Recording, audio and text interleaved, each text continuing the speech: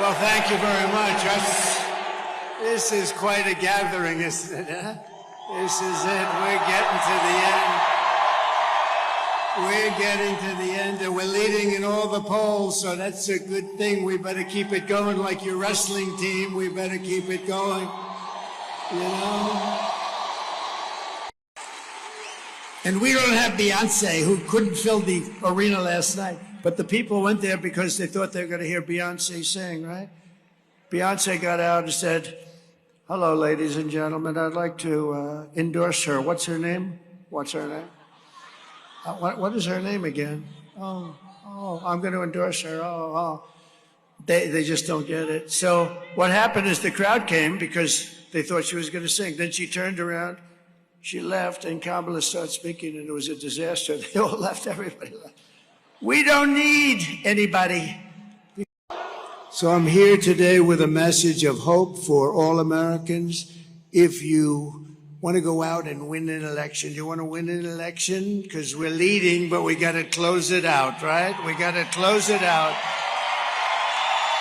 I will promise you we're going to end inflation very quickly. We're going to get those prices down too. And I'll stop the invasion of criminals pouring into our country. They're criminals and they're pouring in like we've never seen. We're going to stop it. We're going to get them the hell out of here. And I will bring back the American dream, because you want the American dream, and we're going to bring it back. This election is a choice between whether we will have 4 more years of gross incompetence and failure. It's disgusting what they're doing. Or whether we'll begin the 4 greatest years in the history of our country. I'm asking you to be excited about the future. You want to be excited about the future. People aren't excited about this country very much anymore with the people we have in there. We have the worst president in the history of our country. We have the worst vice president, a grossly incompetent person in the history of our country.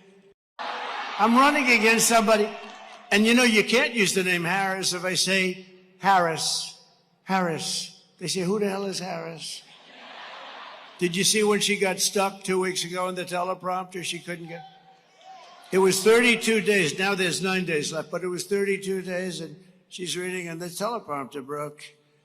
And that happens a lot. If you're going to be a politician, you better be able to get through it without a teleprompter, but you can't. And the sucker snapped back, damn it. It snapped back.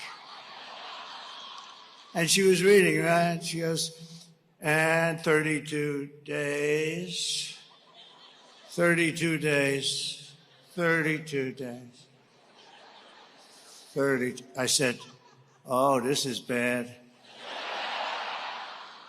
And then, boom, it snapped back. Too bad.